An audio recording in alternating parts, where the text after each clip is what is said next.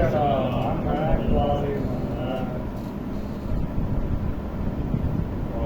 بالله من الشيطان الرجيم بسم الله الرحمن الرحيم قل أعوذ برب الناس ملك الناس إله الناس من شر الوسواس الخناس الذي يوسوس في صدور الناس من الجنة والناس صدق الله العلي العظيم.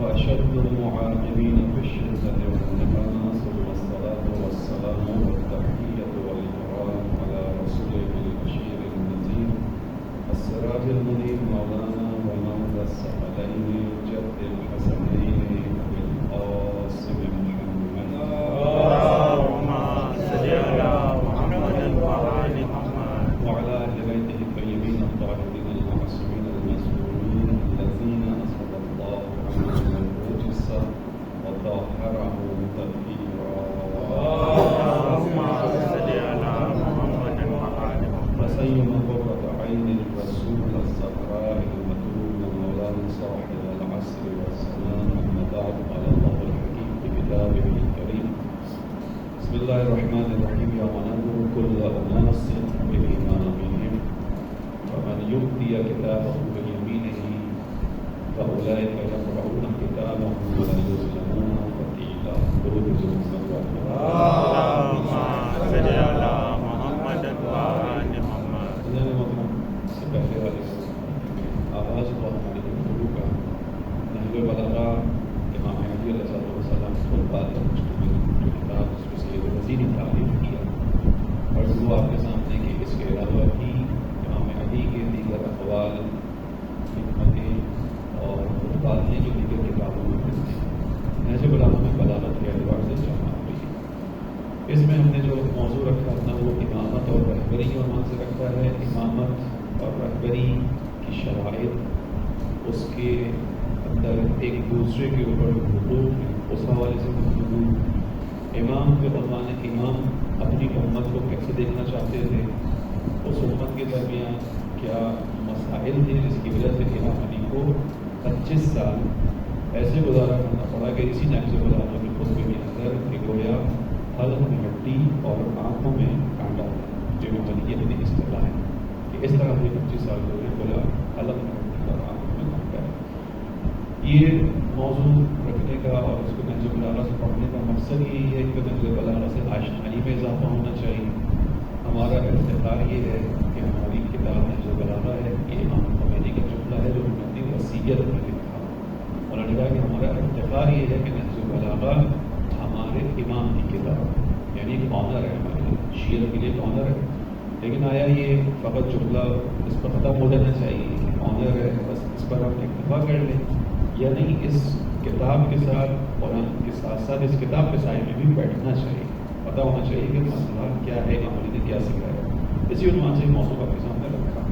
قرآن کی جو آیت ہے اس کو آپ کے سامنے میں نے جو پڑھا ابھی بھی اور ہمیشہ ہمارا موضوع رہے گا, یعنی ابتدا اسی آیت سے ہوگی کہ ہم قیامت کے دن ہر انسان کو اس کے امام کے ساتھ بلائیں گے, آواز دیں گے, مشہور کریں گے. بس امامت جو ہے وہ ایک ایسا امر ہے کہ جو انسان ظاہری طور پر فطری اعتبار سے اسے قبول کرے یا نہ کرے, خداوند عالم نے اس امامت کو انسان کے لیے رکھا ہے.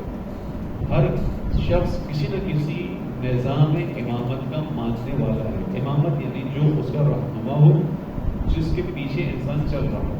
اس اعتبار سے کہا جاتا ہے جو ایتھسٹ ہوتے ہیں، لادین ہوتے ہیں، لادینیت خود ایک دین ہے. لادینیت خود ایک فکر ہے، ایک تھاٹ ہے کہ کوئی اس کائنات کا بنانے والا نہیں، کوئی نظام نہیں ہے، ہمیں کسی دین کی ضرورت نہیں ہے. یہ خود ایک نظریہ ہے. جب ایک نظریہ ہے اور اس کو آپ فالو کر رہے ہیں تو خود ایک دین بن جائے گا. اس اعتبار سے کوئی بھی کوئی دین نہیں ہے. رسول اللہ نے بھی جو کفار کا جواب دیا، لکم دینکم ولی دین، تمہارے لیے تمہارا راستہ ہے، دین ہے میرے لیے میرا راستہ ہے. اور اس اعتبار سے امامت کی بحث انتہائی اہم بحث ہے. میں نے اس کی چونکہ اہمیت کو ہم نے پچھلے 2 ہفتے پہلے بیان کیا تھا. قرآن کی یہ آیت اور رسول اللہ کی وہ روایت کہ من مات ولم يعرف امام زمانے ہی ما تمیتۃ الجاہلیہ، جو مر جائے اور اپنے زمانے کے امام کو نہ پہچانے وہ جاہلیت کی موت ہو جاتا ہے. ان 2 چیزوں کو سامنے رکھتے ہوئے امامت کی بحث کا آغاز ہوگی. امامت بہت اہم چیز ہے. اب امام علی علیہ السلام نے بیان کیا جو ہم نے خطبہ پچھلی دفعہ ہم نے بیان کیا، جس کے الفاظ بیان ہو پائے. خطبہ نمبر 25 تھا کہ جس کے اندر امام علی علیہ السلام نے یمن کے اوپر جب ان کے والی اور گورنر کو مارا گیا، اس سے اختیار چھین لیا گیا، بصر ابن ارطاد نے آ کے وہاں پہ جو ہے وہ اپنا غلبہ حاصل کیا، تو پھر امام علی نے خطبے کو دیا تھا. اور اس خطبے کے اندر امام نے جو الفاظ بیان کیے تھے وہ اس طرح سے تھے کہ مجھے خبر دی گئی ہے کہ یمن بصر جو ہے وہ یمن پر چھا گیا ہے. بخدا میں ان لوگوں کے مطابق یہ خیال کرنے لگا ہوں کہ وہاں قریب سلطنت و دولت کو تم سے ہتھیا لیں گے، اس لیے کہ وہ مرکز باطل پر متحد اور یکجا ہیں اور تم اپنے مرکز حق سے پراکندہ ہو. اس کی تفصیلات ہم نے پچھلے ہفتے بیان ہوئی. آج اسی کو کنٹینیو کرتے ہوئے آگے بڑھیں گے. خطبہ 25 ہی ہے. تم امر حق میں اپنے امام امام کے نافرمان اور وہ باطل میں بھی اپنے امام کے مطیع فرما بردار. یہ بھی بحث ہماری ہو چکی ہے. آج یہاں سے وہ اپنے ساتھی یعنی معاویہ کے ساتھ امانت داری کے فرض کو پورا کرتے ہیں. ایک امانت داری ہے، انہوں نے اپنا ایک والی، اپنا رہبر، اپنا قائد چنا ہے اور اس اعتبار سے اس بات کے قائل ہیں کہ ہماری زندگیاں اس کی امانت، چونکہ یہ رہبر ہے، یہ والی ہے، یہ ہماری زندگیوں کو چلانے والا ہے. لہذا وہ اس کے ساتھ امانت داری کے فرض کو پورا کرنے والا جان نہیں ہے، وفا ہے، اس کے بتائے ہوئے راستے پر چلنا ہے. جو فرائض اس کی جانب سے عائد کیے جاتے ہیں وہ فرض، اس کو وہ فرض سمجھتے ہوئے ادا کرتے ہیں اور تم خیانت سے نہیں چوکتے.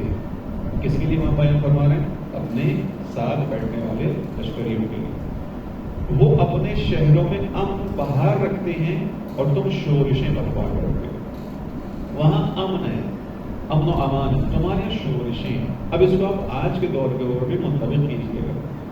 مثال کے طور پہ میں یہاں پہ وہ کی جگہ ویسٹرن کنٹریز کو لے جاؤں گا.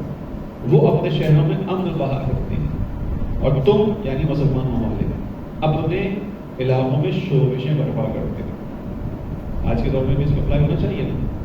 کیوں ہے؟ کیوں وہاں امن ہے، ہمارے یہاں شورشیں، بغاوتیں، سازشیں؟ کیا وجہ ہے؟ ایک بنیادی وجہ یہ ہے کہ وہ اصول کے پابند ہیں، وہ قانون کی حاکمیت کو قبول کرتے ہیں. ویسٹرن کنٹریز کے اندر آپ سب دیکھتے ہیں اس چیز کو. ہمارے یہاں جو مراعات ہیں یہ خود مراعاتی نظام، خود طبقاتی نظام سبب بنتا ہے انسانوں کے درمیان شورشوں کے برپا کرتا ہے. بغاوتیں اسی طبقاتی نظام سے وجود میں آتی ہیں، بغاوتیں ایسی وجود میں آتی ہیں. ایک طرف یعنی ایک شخص جو پاکستان کے اگر حالات میں آ کر دیکھا جائے، آپ کا ایک جج ہے جس کی سیکیورٹی، اس کو حاصل پروٹوکول، اس کی کوئی حد و حساب نہیں. دوران ڈیوٹی، ریٹائرمنٹ کے بعد اس کی مراعات میں اضافہ ہی ہوتا چلا جاتا ہے. ایسا ہی ویسٹرن کنٹریز میں کیا ہوتا ہے، جب تک وہ اپنی اس جاب پر ہے اس وقت تک کا جو ڈیو پروٹوکول ہے وہ بھی بہت زیادہ آپ کو معلوم نہیں ہوتا. وہاں پر سگنل بند نہیں کروایا جاتا کہ جج گزر رہا ہے، نہیں ہوتا. وہاں یہ قانون اگر کسی کے لیے ہے کہ وہ سگنل کو بریک کر سکتا ہے، توڑ سکتا ہے، تو 2 چیزوں کے لیے، ایک استاد، ایک ڈاکٹر. کیونکہ دونوں کا شعبہ ایسا ہے کہ ان کے شعبوں کی ضرورت ہے کہ اگر کسی وجہ سے یہ لیٹ ہو رہے ہوں تو انہیں اجازت ہے کہ یہ سگنل توڑ کے جا سکتے ہیں. کوئی ٹکٹ نہیں لیتا جہاں تک میری معلومات. انہیں جرمانے کا ٹکٹ نہیں ملے گا. استاد تھا, اسٹوڈنٹس ویٹ کر رہے تھے, یونیورسٹی میں پہنچنا تھا, لیٹ ہو گیا, ایسے سگنل کو بریک کیا, پولیس آئے گی پکڑے گی, سسٹم. لیکن پوچھیں گے ریزن یہ تھی کہ میری کلاس لیٹ ہو رہی تھی, اسٹوڈنٹس ویٹ کر رہے تھے, اس کو الاؤ کیا جائے گا. اوکے تو بس. اسی طرح ڈاکٹر, اس کے علاوہ جج بھی ہوگا, جرنل بھی ہوگا, سب سگنل پہ کھڑے ہو گئے. ایسے ہی وہاں کیوں امن قائم ہے؟ نظام نے سب کو مساوی حقوق دیے. جو جس کی جگہ ہے اس کے مطابق کام لیا جا رہا ہے, لیکن مساوی حقوق ہے. کیوں؟ کیونکہ نظم قائم, اس نظم کے پابند. ہمارے یہاں کیا چیز ہے؟ ہمارے یہاں نے عرض کیا کہ طبقاتی نظام خود نظم کو بگاڑنے کا سبب ہے. کسی کو اتنا پروٹوکول حاصل ہے کہ اس کے گزرنے کی وجہ سے ایمبولینس میں انسان مر جائے گا تو پرواہ نہیں کی جائے گی. باقی ہم سب کے شہروں کے اندر یہی سب کچھ ہے. یہ اس زمانے کے اندر بھی کہ وہ نظام باطل ہے. ہم یہاں پہ اس پہ جگہ نظام رکھے ہیں. امام علی کہہ رہے ہیں وہ نظام باطل پر متحد بھی ہیں, یکجا بھی ہیں, اور اس کو تابع بھی ہیں. اس باطل نظام میں اگر کوئی چیز بنا دی گئی اس کے تابع تمہاری شورشیں, کیونکہ تم نظام حق کے اوپر ہوتے ہوئے نظم کو قائم نہیں کرتے. امام علی کی جو بنیادی وصیت ہے ان میں سے ایک وصیت یہی ہے کہ اوصیکم بتقوی اللہ ونظم امرکم. دو وصیتیں تمہارے لیے. ایک یہ کہ اللہ کا خیال رکھنا ہمیشہ, تقوی اللہ کے تقوی پر عمل کرنا. نظم امرکم, اپنے کام کو منظم رکھنا, نظم میں, ڈسپلن میں رہنا. انفارچونیٹلی ہم مسلم کنٹریز کی جو پرابلم ہے وہ یہی, نظم نہیں ہے. اگر ہے تو طبقاتی نظام, جیسا اس وجہ سے وہ اپنے شہروں میں امن بہار رکھتے, تم شورشیں برپا کرتے. اب دیکھیے آگے کا جملہ, اگر تم میں سے کسی کو, امام علی کس کو کہہ رہے ہیں وہ غور سے سنیے گا چیزوں کو. امام علی اس کو کہہ رہے ہیں جو امام علی علیہ السلام کے ساتھ رہنے والا ہے. میں اس کو ہمیشہ اس طرح سے کہتا ہوں کہ امام علی کے مقابلے پر جو لوگ ہیں اور جو امام علی کے ساتھ رہ رہے ہیں, معلوم ہے کہ اگر امام علی کو چھوڑ کے چلے جائیں گے تو سامنے جو دسترخوان بچھا ہوا ہے اس پہ اچھے کھانے ملیں گے. امام علی کے دسترخوان پہ سادہ غذا ملے گی, ایک وقت میں ایک ہی غذا ملے گی, سوکھی ہوئی روٹی ملے گی. دسترخوان بہت زیادہ آباد نہیں ہوگا امام علی کے, ٹھیک ہے, ایسا ہی سب کو معلوم. چھوڑ کے چلے جائیں تو سامنے دسترخوان آباد, معلوم ہے وہ مشہور کھانے پینے کے اندر. لیکن اس کے باوجود ان لوگوں کا شعور اتنا ہے کہ امام علی کو ان چھوٹی چھوٹی چیزوں کی وجہ سے چھوڑ کے نہیں جا رہے. اتنا شعور ہے ان کے پاس. پھر بھی امام علی کی ان سے شکایت اور گلہ ہے کہ وہ, اگر میں تم میں سے کسی کو لکڑی کے ایک پیالے کا امین بھی بنا دوں تو ڈر رہتا ہے کہ وہ اس کے کنڈے کو توڑ کر لے جائے گا.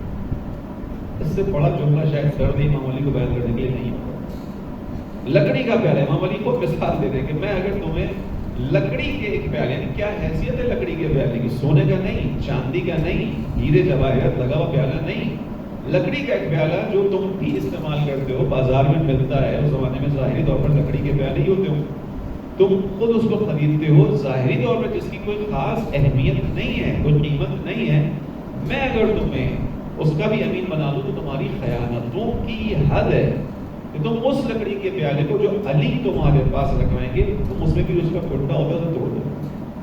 اب اس سے بات آگے خود بڑھا لیجیے, اس سے خود آگے بڑھا لیجیے کہ اب اگر لکڑی کے پیالے کے اندر بھی کہ جو عام سی چیزیں جو بازار میں بک رہی ہے, تمہارے گھروں کے اندر موجود ہے, تمہیں اس کی بہت زیادہ احتیاج بھی نہیں ہے, اس کے اندر تمہارا یہ حال ہے, امانت داری نہیں ہے, تو پھر اب میرا جملہ ہے کہ جس کو رسول اللہ اپنی طرف سے امانت کے طور پر دے کے گئے تھے تو تم اس کے ساتھ کہاں سے وفا کرو. امام علی کے ساتھ وفا اسی لیے نہیں ہے کہ امانت تھی رسول اللہ کی, یہ امانت الہی ہے امام علی علیہ السلام. لیکن چونکہ تمہارے اندر خیانت رچ بس گئی, یہ اس طرح اشارہ ہے, تمہارے اندر خیانت رچ بس گئی ہے, تم لوگ امین نہیں ہو, اپنے دین کے امین نہیں ہو. یعنی کتنا تمہارے اندر ہو. میرا عزیز ہوں, یہ ہم سب کے لیے میسج ہے اس کے اندر کہ ہماری, میں اپنے آپ کو کہہ رہا ہوں, آپ کی طرف اشارہ نہیں ہے, کہ میری اپنے دین سے متعلق امانت داری کیسی ہے. عرض کر رہا ہوں یہ ساری چیزیں اس لیے پڑھنی ہے مجھے کہ میں اپنے آپ کو اس زمانے میں لے جا کے کھڑا کروں آج اپنی اس حالت کے مطابق, جس حالت میں آج ہوں, کہ واقعی میں اپنے اس دینداری, جو میرا دینداری کا لیول ہے وہ مجھے پتا ہے, آپ کو نہیں پتا. آپ میرے ظاہر کو دیکھ کر فیصلہ کریں گے. میں کیا ہوں یہ میرا خدا جانتا ہے, میرا امام جانتا ہے, اور تیسرا میں خود جانتا ہوں. حتیٰ میرے گھر والے بھی نہیں جانتے, کیونکہ میں ایک ظاہر رکھتا ہوں, ایک باطن رکھتا ہوں. دینداری کا تعلق ظاہر سے نہیں ہے, باطن سے, اندرونی معاملہ ہے. ٹھیک ہے, ظاہر اس پر جو ہے اس کی ریفلیکشن ہے. بس امام علی نے بیان کیا کہ مجھے تو ڈر یہ کہ میں اگر لکڑی کا ایک پیالہ بھی تمہارے حوالے کروں گا تو اس کے بھی کنڈے توڑ کر لے جاؤ. اب دیکھیے آگے امام علی کے جملے، اے اللہ وہ مجھ سے دل تنگ ہو چکے ہیں، یعنی اکتا چکے ہیں. کون؟ امام علی کے ساتھ رہنے والے. وہ مجھ سے دل تنگ ہو چکے ہیں. اللہم انی قد مللت وملونی، میری اصول پسندی نے، میری دینداری نے، میرے خدا کے بتائے ہوئے اصولوں پر عمل نے انہیں مجھ سے بیزار کر دیا.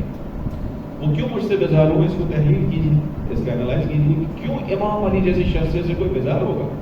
امام علی علیہ السلام وہ کہ جو روایات کے مطابق ایک شوق طبیعت بھی رکھتے تھے. شوق طبیعت سے مراد مسخرہ بند نہیں ہے. شوق طبیعت سے مراد امام علی کے سامنے کوئی غمزدہ مطلب ہمیشہ غم میں نہیں رہ سکتا تھا. امام علی علیہ السلام اپنی حص مزاح کے ذریعے، جو جائز حص مزاح ہے اس کے ذریعے سے، بزلہ سنجی کے ذریعے سے اس کو خوش کرتے تھے. حتیٰ امام علی علیہ السلام کے جب نام خلافت کے باب میں آیا، وہاں ایک اعتراض امام علی پر یہ کیا لوگوں نے کہ علی کو اپنا خلیفہ بناتے ہیں، علی غیر سنجیدہ انسان ہے. ایک اعتراض ہی کیا گیا. کیوں غیر سنجیدہ ہے؟ دیکھیں علی بس کا شوق ہے، علی شوقی طبیعت ہے علی کے اندر. علی ہنستے ہنساتے ہیں، علی مسکراتے ہیں، علی کے ساتھ بیٹھنے والا مسکراتا ہے. یہ اعتراض تھا. امام علی کی شخصیت ایسی تھی، ہمیشہ چہرہ ابوس نہیں ہوتا تھا امام علی کا، ہمیشہ چہرے پہ جو ہے درختگی نہیں ہوتی تھی. دین خدا کے معاملے میں سختی الگ ہے، چہرے پہ درختگی رکھنا الگ ہے. ایسا چہرہ نہیں رکھتے امام علی کے لوگ دیکھ کے ڈرتے ہوں. ایسی شخصیت سے لوگ اکتا گئے. کس وجہ سے؟ ظاہری شخصیت سے نہیں، امام علی علیہ السلام کی اصول پسند تھی. امام علی علیہ السلام کے دین خدا پر بتائے ہوئے، خدا کے بتائے ہوئے اصولوں پر عمل کرنے کی وجہ سے. مثال کے طور پر اس کی مثال جنگ صفین کے اندر امام علی علیہ السلام کا لشکر ہے، معاویہ کا لشکر پہلے پہنچا گھاٹ پر، اس نے قبضہ کر لیا. پانی کا راستہ بند ہو گیا، اس نے پانی کا راستہ بند کر دیا. امام کی فوج میں پانی نہیں آیا. امام نے چند لوگوں کو بھیجا، گئے گھاٹ کا قبضہ چھڑایا اور اس کے بعد پانی آیا. جب گھاٹ کا قبضہ چھڑا لیا تو وہاں عمر ابن عاص نے معاویہ سے کہا کہ اب ہمارے اوپر مشکل کا وقت آ گیا. علی کے سپاہیوں نے گھاٹ پر قبضہ کر لیا، اب ہمیں پانی نہیں پہنچے گا. اس نے کہا گھبراؤ نہیں، پانی ہم سے نہیں روکا جائے گا. تو کیوں نہیں روکا جائے گا؟ ہم نے تو روکا تھا. کہا نہیں، علی کبھی بھی وہ کام نہیں کرے گی جو خلاف طبیعت ہے، کبھی بھی وہ کام نہیں کرے گی جو خلاف فطرت ہے، کبھی بھی وہ کام نہیں کرے گی جو خدا کے بتائے پیغام کی جو ہے وہ منافی ہے. تو انہیں بھی پتا تھا کہ ہم نے جو کام کیا یہ خدا کے بنائے ہوئے اصول کے مطابق نہیں ہے. پانی حیوان بھی بند نہیں کر سکتے، انسان کو کیسے بند کرو؟ انہوں نے کیا، لیکن جانتے تھے امام علی کام نہیں کرے گے. یہ اصول پسند تھی. بہت سارے لوگوں کو یہ اصول سمجھ میں نہیں آتے تھے. بھائی چل گئے، انہوں نے ہم سے اس طرح جنگ کی، ہم بھی یہی کریں گے. لیکن امام علی کا راستہ یہ والا راستہ نہیں تھا. جیسے امام علی نے بیان کیا کہ اللہ وہ مجھ سے دل تنگ ہو چکے ہیں، میں ان سے، وہ مجھ سے اکتا چکے ہیں اور میں ان سے اکتا چکا ہوں. مجھے ان کے بدلے میں اچھے لوگ عطا کر. امام علی کا جو ہے، امام علی کی دعا، مجھے ان کے بدلے میں اچھے لوگ عطا کر اور میرے بدلے میں انہیں کوئی اور برا حاکم. واحد جو امام علی، یعنی آپ توجہ کیجیے گا، ان جملوں کو ایک سیاستدان کا جملہ مت سمجھیے گا. یہ جملے امام کے ہیں، امام برحق کے ہیں، خدا کی زمین پر خدا کی رحمت کی نشانی کے ہیں. لیکن یہ رحمت خدا کس حال میں پہنچی کہ اس کی زبان پر بہرحال ایک ایسا جملہ آیا ہے. یہ وہ امام علی علیہ السلام ہے کہ جنہوں نے دشمن کو زیر کرنے کے بعد صرف اس وجہ سے اس کے سینے سے اتر گئے تھے کہ اس نے جسارت کی تھی، اور امام علی اپنی تلوار اپنے غضب میں نہیں چلانا چاہتے. اتنی جہاں پہ اتنا خلوص ہو وہاں یہ جملے کہ مجھے ان کے بدلے میں اچھے لوگ عطا کر، میرے بدلے میں انہیں کوئی برا حاکم دے دے. برا حاکم دے دے. کیوں؟ شاید اس کی بھی وجہ یہ کہ جب یہ برے حاکم کو دیکھیں گے پھر شاید ہماری قدر آئے گی، پھر ہماری قدر آئے گی. جیسے کہ ہوتا ہے بعض اوقات انسان ایک اچھے ماحول میں زندگی گزار رہا ہوتا ہے. میں یہاں پہ ایک مثال آپ کے سامنے رکھ دوں. ایران کا ماحول جو اس وقت کا ماحول ہے عالم اسلام کے اندر نسبتاً ایک بہت اچھا ماحول ہے. ہر جگہ کے مسائل ہیں، ہر جگہ مشکلات ہیں، اقتصادی مسائل ہیں، دوسرے مسائل ہیں وہاں، لیکن حقیقت کی نگاہ میں دیکھا جائے تو عالم اسلام میں، اسلامی ممالک کے اندر جو قوم اس وقت عزت کے ساتھ دشمن کے مقابلے میں کھڑی ہے وہ ایران کی قوم ہے. صحیح عزت کی بدن 40 سالہ محاصرہ ہے، اس کے باوجود ترقی، 40 سالہ محاصرے کے باوجود ٹیکنالوجی کے اندر آگے ہیں. ہمارے یہاں ایرانی پروڈکٹ آ رہی ہے، کیوں آ رہی ہے؟ کہ لوگ پسند کر رہے ہیں، اس کی کوالٹی ہے، اس کی کیفیت ہے. ٹھیک ہے، ایک چھوٹی سی مثال ہے. ابھی آپ نے دیکھا ہوگا کہ ایران نے دوبارہ اپنی جو ہے وہ کار انڈسٹری، موبائل اس کے وہیکل انڈسٹری کے اندر ایک نیا کام انجام دیا، اپنی نئی گاڑی لانچ کی ہے. ڈرون میزائل رشیا نے اس سے مانگے، پچھلی دفعہ بھی شاید اس کی طرف اشارہ ہوا تھا. اس کے باوجود وہاں کے کچھ لوگ ناراض ہیں، وہاں کے کچھ لوگ جو ابھی جو مظاہرے ہوئی ہے، اگر سازش کی سامنے آ گئی تمام چیزیں، لیکن بہرحال اس رو میں بہہ گئے. اس لیے بہہ گئے کہ انہوں نے ابھی ایران سے باہر کا ماحول نہیں کیا. یہ میں آپ کو پریکٹیکلی بیان کر رہا ہوں. جب میں وہاں پہ گیا پڑھنے کے لیے، دانشگاہ مساجد تہران میں رہتا تھا، وہاں بہت سارے لڑکے تھے کہ جو رہبری کے نظام کے عنوان سے، ولی مکی کے نظام کے عنوان سے اعتراض رکھتے تھے. ان کے ساتھ بیٹھا، گفتگو کی، بعد 92 کی، جب گفتگو کے اندر انہیں حالات کا کمپیریزن کر کے دیا، پاکستان، انڈیا، مسلم کنٹریز اور ایران کا، تو آپ یقین کریں جو لوگ مخالف تھے وہ سب کے سب حامی ہو کہ اگر اس طرح سے ہے اور اس نظام کی خصوصیات ہی ہیں تو اس کا مطلب ہے کہ ہمیں نہیں معلوم، ہم فریب قائل ہیں. چونکہ اس نظام میں نے کوئی مثال دی تھی، میں نے کہا تمہاری مثال اس مچھلی کی سی ہے جو پانی میں تیر رہی ہے اور پوچھتی ہے پانی کہاں ہے، اسے اس کی قدر کا نہیں پتا ہے. پانی تمہاری حیات ہے، تمہیں اس نے زندہ رکھا ہوا ہے اور تم کہہ رہے ہو پانی ہے کہاں، تمہیں احساس نہیں ہو رہا. یہی چیز امام علی نے بیان کیا، ان کے اوپر مجھ سے برا حاکم بنا دے، چونکہ تو نے ان کو نعمت عطا کی، علی جیسی نعمت، انہیں قدر نہیں ہے. جب علی سے برا حاکم آئے گا پھر شاید انہیں قدر ہوگی. لہذا امام علی نے بیان کیا خدایا ان کے دلوں کو اس طرح، آگے دلوں میں بہت سخت ہیں، خدایا ان کے دلوں کو اس طرح اپنے غضب سے پگھلا دے جس طرح نمک پانی میں گھول دیا. کیوں؟ اس لیے کہ انہوں نے علی کے جگر کو پارا پارا کیا. آگے سارے خود اسی طرح. میں نے پچھلی دفعہ آپ سے عرض کیا تھا کہ امام علی علیہ السلام کے اوپر رونے کے لیے ہمیں طویل مسائل کی ضرورت نہیں. امام علی کے جملے کافی امام علی کے درد کو بیان کرنے کے لیے. آپ تھوڑی دیر کے لیے انصاف کے ساتھ اپنے آپ کو رکھیے اور سوچیے کہ آپ نے آج تک کسی کے بارے میں جس نے آپ کو جتنا بھی دکھایا ہو ایسے جملے استعمال کیے ہیں؟ میرا گمان نہیں کہ یہاں بیٹھے ہوئے کسی بھی فرد نے جس نے جتنا بھی دکھایا ہو، جتنی بھی کسی نے آپ کے ساتھ دشمنی، مخالفت، برائی آپ کے حق میں کی ہو، آپ نے کبھی کسی کو ایسے جملوں سے نہیں ثابت کیا ہو، یاد نہیں کیا ہو. ہوا کیا کہ امام علی علیہ السلام جیسا امام، جو امام رحمت ہے، وہ یہاں تک پہنچا کہ اس کی زبان پر یہ جملے آ گئے. یعنی اگر امت اپنے حق کو ادا نہ کرے تو امام کا دل اتنا دکھتا ہے.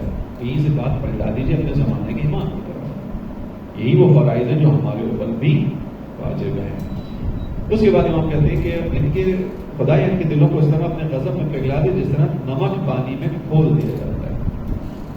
خدا کی قسم میں اس چیز کو دوست رکھتا ہوں کہ تمہارے بجائے میرے پاس بنی فراس بن غنم کے 1000 سوار ہوتے. اب یہاں امام علی کا لشکر ہے جس کی تعداد ہزاروں میں، جو آپ نے جملہ سنا ہے کہ کاش تمہارے وہاں سے ایک آ جائے اور یہاں سے 10 چلے جائیں. اس کے بارے میں ایک شعر ہے جو بنی غنم میں قبیلہ تھا جو اطاعت گزار تھا، اطاعت پذیر تھا، اطاعت کرنے والا تھا. اس کے لیے ایک شعر امام نے پڑھا تھا اور اس کا ترجمہ بیان کر کے آگے خطبے کی طرف آؤں. وَنَادِكَ لَوْ دَعَوْتَ أَتَاكَ مِنْهُ فَوَارِثُ مِثْلُ أَرْمِيَةِ الْحَمِيمِ.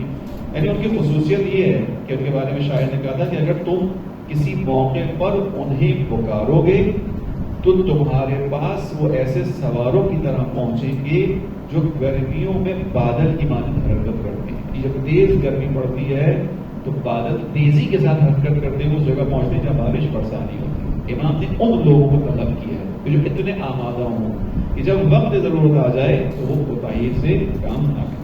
یہ خطبہ 25 تھا جس کو آپ کے سامنے بیان کیا.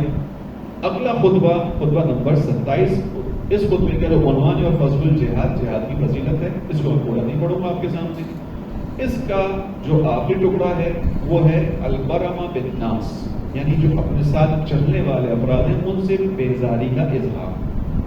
موضوع کیا ہمارا؟ امام، امت کے حقوق امام پر، امام کے حقوق امت کے اوپر، امام کا اپنے لوگوں سے گلا کیوں چیزوں کو پڑھ رہے ہیں کہ ہمارے سامنے یہ راستہ واضح ہو کہ امام علیہ السلام کی مشکلات کیا رہی ہیں اپنی امت کے اعتبار سے، اور امامت کے بعد میں ائمہ کی جو خواہش ہے یا ائمہ کی جو طلب ہے اپنی امت سے وہ کیسی ہے. اور یہ فرق نہیں کرتا چاہے امام علی کا زمانہ ہے، امام حسن کا زمانہ ہے، امام حسین کا ہو، چاہے امام مہدی کا زمانہ. دوران غیرت کبریٰ ہم سب کے لیے بھی یہی راستہ ہے. اور خطبہ نمبر 27 ہے اور اس کا میں نے عرض کیا پورا نہیں پڑھ رہا. اس کا عنوان ہے جہاد کی فضیلت. وہ بہت طویل ہے, بہت خوبصورت بات ہے, لیکن میں اس کو چھوڑتے ہوئے اب جو آخری اس کا ٹکڑا ہے اس کو اب میں نے پڑھ رہا ہوں. جب امت ساتھ نہیں دے رہی, امام میدان میں موجود ہے, امت آمادہ نہیں ہے, یعنی وہی خصوصیات ہیں امام نے بیان کی کہ وہ امام حق پر, امام باطل پر مجتمع ہے, تو امام حق پر پراکندا ہو. وہ اپنے شہروں میں امن و امان کو بحال رکھتے ہیں, قانون ہے, اس کی پاسداری ہے, ایک نظم ہے. تمہارے اندر قانون نہیں ہے, پاسداری نہیں ہے. اس کے نتیجے میں کیا ہوگا؟ پھر امام علی اس طرح سے مولود ہوتے ہیں, اکتا جاتے ہیں. اکتانے کے بعد وہ جملے بیان کیے.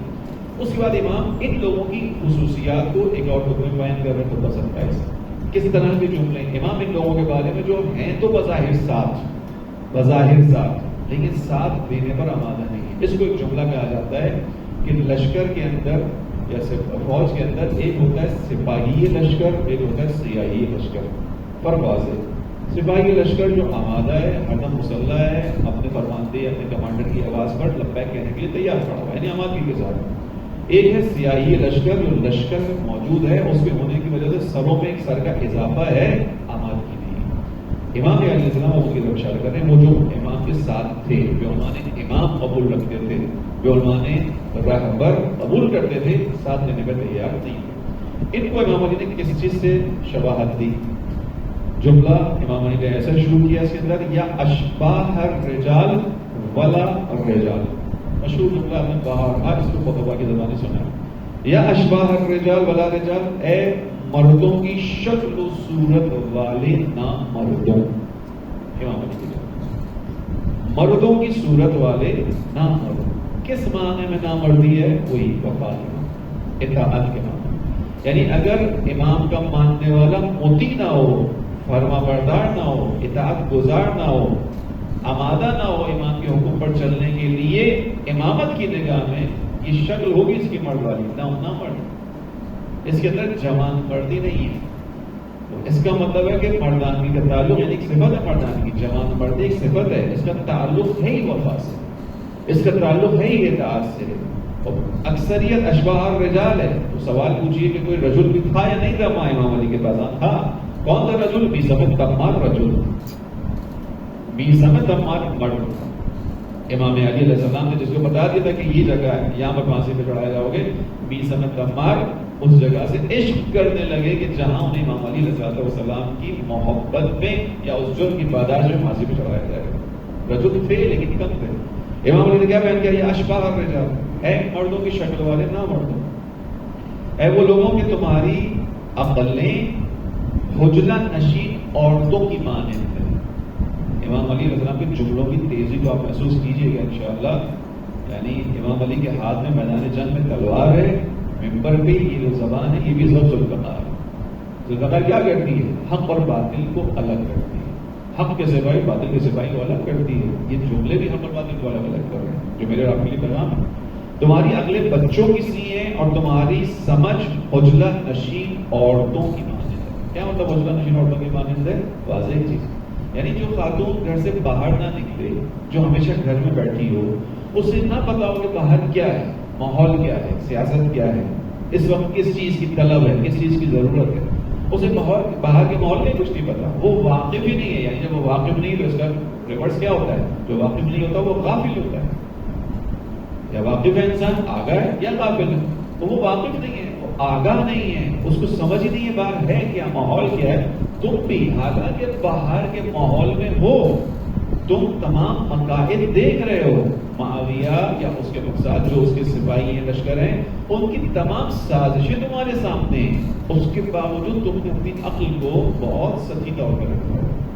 تم سوچنے سمجھنے کی صلاحیت اپنے اندر پیدا نہیں کر رہے. توجہ کیجیے گا جانے محترم, ائمہ علیہ السلام کی بنیادی دردوں میں سے ایک درد کیا ہے؟ لوگوں کا بے بصیرت ہونا ہے. اس جملے کو آپ نے بارہا سنا ہے.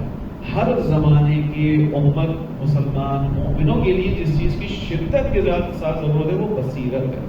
بصیرت کیا چیز ہے؟ انسان اس بات کو سمجھنے کے جو ظاہر ہے اس کے پیچھے کیا ہو رہا ہے, ظاہر کے پردے کو چاک کر کے پیچھے کی طرف دیکھنے کا نام بصیرت ہے. انسان مومن بصیر ہوتا ہے. حضرت عباس علمدار کی بنیادی خصوصیات میں سے خصوصیت بصیرت، بابصیرت ہونا ہے، جو ہم ان کی زیارت میں پڑھتے ہیں. یعنی بصیرت میں یہ جو امان نامہ شمر کی طرف سے حضرت عباس کے لیے آیا، حضرت عباس جانتے تھے کہ اس کے پیچھے کیا چیز ہے. وہ مجھے پناہ دینے کی بات کر رہے ہیں، کیونکہ رشتے دار تھی حضرت عباس کی شمر کے ساتھ، ان کی یعنی والدہ کی جانب سے. حضرت عباس نے اس چیز کو رد کیا. حضرت عباس کی بصیرت تھی کہ حضرت عباس علمدار کو امام علی علیہ السلام نے خداوند عالم سے بطور خاص طلب کیا. حضرت عباس کو کربلا کی جنگ کے لیے آمادہ کیا، حضرت عمر نے آمادہ کیا. اسی کربلا کے میدان میں حضرت عباس کو ظاہری طور پر جتنا کسی ایک عام سپاہی کو لڑنے کا موقع دیا گیا، حضرت عباس کو نہیں دیا گیا. یہ تاریخ سنی آپ سب. یہی اس کے باوجود آپ نے کبھی کسی ذاکر خطیب عالم کتاب میں نہیں پڑھا کہ حضرت عباس نے اس جنگ کی اجازت کے نہ ملنے پر امام پر کوئی اعتراض کیا. اعتراض کی کجا شکایت کی، گلہ کیا، چہرے کے تاثرات کو بدلاؤ. کبھی سنا کسی اتنے عرصے کی ہم نے مجالس سنی، کبھی کسی خطیب نے ایک احتمالی روایت سے پڑھا؟ کبھی نہیں، ہے ہی نہیں. بابصیرت ہے. بصیرت کا کیا مطلب ہے؟ یہ جو امام سامنے کھڑا ہے یہ واجب الاطاعت ہے، یہ واجب الاطاعت ہے. میں اس جنگ کے میدان میں جو آیا ہوں میں اپنی وجہ سے نہیں آیا، میں اس کی اطاعت کے لیے آیا. یہ اگر مجھ سے کہا کہ جنگ کرنی ہے تو جنگ کرنی، مجھ سے کہا کہ جنگ نہیں کرنی نہیں کرنی. بصیرت یہ ہے، یعنی اس اطاعت تک انسان پہنچ جائے کہ جہاں اپنی مرضی اور خواہش نہیں ہے. حضرت سلمان فارسی کو امام صادق علیہ السلام بہت یاد کرتے تھے. اصحاب کے درمیان سوال ہوتا تھا، ایک نے پوچھ لیا ایک نے، اتنا کیوں یاد کرتے ہیں سلمان کو؟ کیوں سلمان سلمان سلمان کرتے ہیں؟ یہ جملہ ہے. ایک دفعہ کا یاد کرنا ہو تو کوئی اعتراض نہیں کرے گا، مستقل یاد کیا جائے گا تو اعتراض بنے گا. پوچھ لیا اس نے، سلمان فارسی کو اتنا کیوں یاد کرتے ہیں؟ امام نے پہلے تنبیہ کی، کہا کہ خبردار سلمان کو فارسی مت کہا کرو، سلمان کو محمدی کہا کرو. سلمان ہم سے رہے منا حلت ہے، افتخار ہے سلمان کے لیے. امام صادق علیہ السلام اور سلمان کا فاصلہ زمانی کتنے عزیزان محترم؟ تقریباً 100 سال، 100 سال. امام علی اور امام صادق میں 100 سال کا فاصلہ. پہلی مرتبہ امام علی علیہ السلام کی قبر کو امام صادق نے اشکار کروایا. امام صادق کے زمانے تک امام علی کی قبر بھی مخفی رہی ہے جناب سید.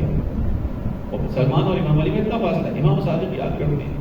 پوچھنے والے نے اعتراض کیا کیوں؟ امام نے یہی وجوہات بیان کی، 3 چیزوں کو بیان کیا تھا، اس میں سے ایک میرا مورد مشاہدہ ہے، یعنی ایک چیز کو بیان کرنا چاہوں. امام نے کہا اس لیے کہ سلمان وہ ہے کہ جس نے اپنی خواہش کو اپنے امام کی خواہش پر قربان کر دیا.